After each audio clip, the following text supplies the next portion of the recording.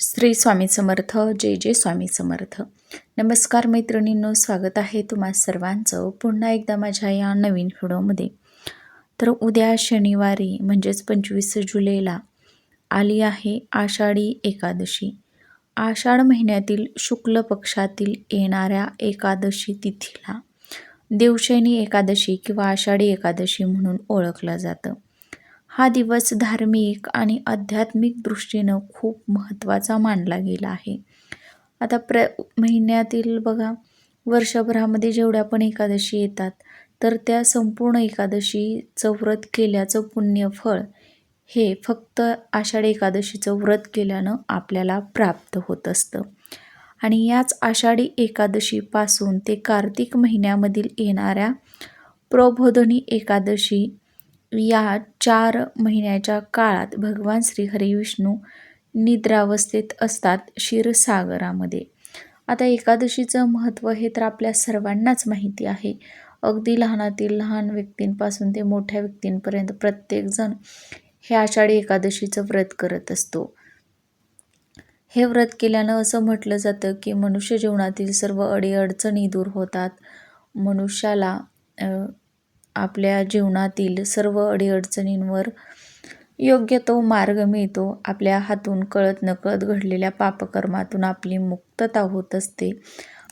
तर ही जी एकादशी आहे तर ती भगवान श्री हरी विष्णूंना समर्पित केली जाते. आणि अशा या पवित्र आषाढी एकादशीच्या दिवशी आपल्याला व्रत नाही केलं तरी पण चालेल. एक नारळाचा अत्यंत प्रभावी उपाय हा आपल्या घरामध्ये करायचा आहे. यामुळे आपल्या घरातील सर्व इडापिडा, नकारात्मकता, दरिद्रता ही नष्ट होईल. आपल्या घरात लक्ष्मीची कृपा होईल. आपल्या घरामध्ये लक्ष्मीच्या कृपेनं काहीच कमी पडणार नाही. असा हा अत्यंत प्रभावी उपाय आपण आज या व्हिडिओच्या माध्यमातून पाहणार आहोत. तर एकादशीच्या तुम्हा सर्वांना खूप खूप शुभेच्छा.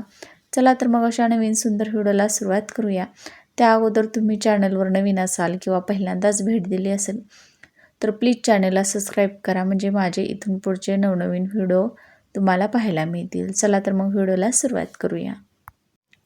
तर हा उपाय करण्यासाठी एकादशीच्या दिवशी आपल्याला लवकर उठायचं आहे, स्वच्छ स्नान करायचं आहे.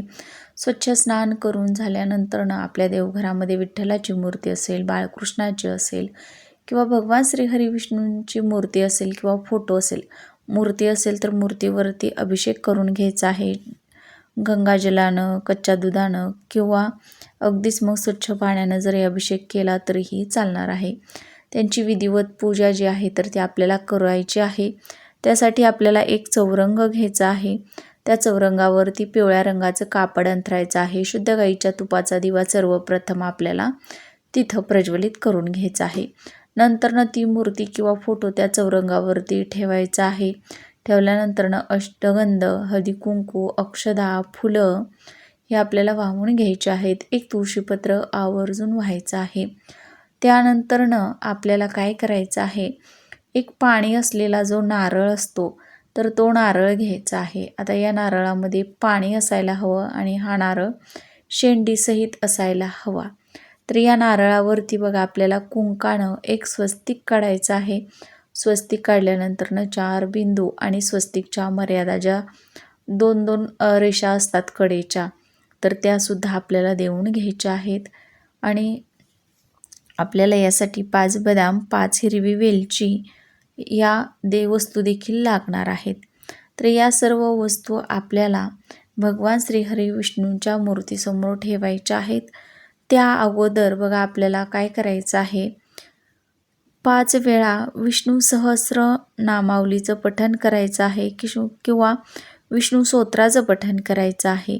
महालक्ष्मी अष्टकमचं आपल्याला एक वेळेस पठण करायचं आहे. तिथे देवघरासमोरच बसून आपल्याला ही जी सेवा आहे तर ती करायची आहे. ओम नमो भगवते वासुदेवाय नमः या मंत्राचा 108 वेळा जप जरी तुम्ही केला तरीही चालेल किंवा विष्णू सहस्रनाम आणि महालक्ष्मी अष्टकमचं श्रवण जरी केलं तरीही चालणार आहे. तर हा जो उपाय आहे तर तो आपल्याला शनिवारी 12 वाजण्या अगोदरच करायचा आहे.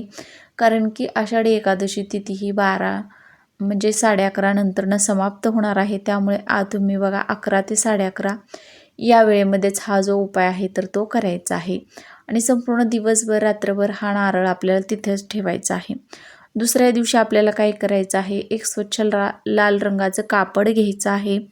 लाल रंगाचं कापड घेतल्यानंतर त्यामध्ये हा नारळ, 5 बदाम, 5 हिरवी वेलची आणि जे तुळशीपत्र आपण भगवान श्री हरिविष्णूंना अर्पण केलं होतं, तर ते तुळशीपत्र या लाल कपड्यामध्ये बांधून याची पोटली तयार करायची आहे. आणि ही पोटली आपल्याला आपल्या पैशांच्या तिजोरीमध्ये ठेवायची आहे किंवा जिथे पण आपण पैसे, धनसंपत्ती आपली ठेवतो तर त्या ठिकाणी ठेवायचं आहे. त्यासोबतच बघा, आता ही जी पोटली आहे तर ती किती दिवस ठेवायची, तर पुढची आषाढी एकादशी येईपर्यंत आपल्याला ही जी पोटली आहे तर ती आपल्या पैशांच्या तिजोरीमध्ये ठेवायची आहे. त्यानंतर दुसऱ्या वर्षी तुम्ही असा सेम उपाय करून नवीन पोटली तयार करून तुमच्या पैशांच्या तिजोरीमध्ये ठेवू शकता.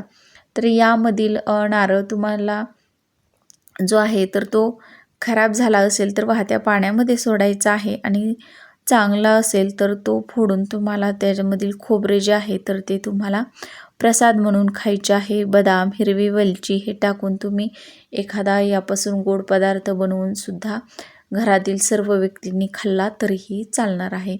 तर हा एकदम साधा सोपा उपाय आहे, त्यामुळे तुम्ही हा उपाय या आषाढी एकादशीच्या दिवशी नक्की करा. याचा तुम्हाला नक्कीच अनुभव येईल. यामुळे तुमच्या सर्व अडीअडचणी तर दूर होतीलच, पण तुमच्या घरामध्ये लक्ष्मीची कृपा होईल आणि सदैव लक्ष्मीच्या कृपेनं तुमच्या घराची भरभराट होत राहील.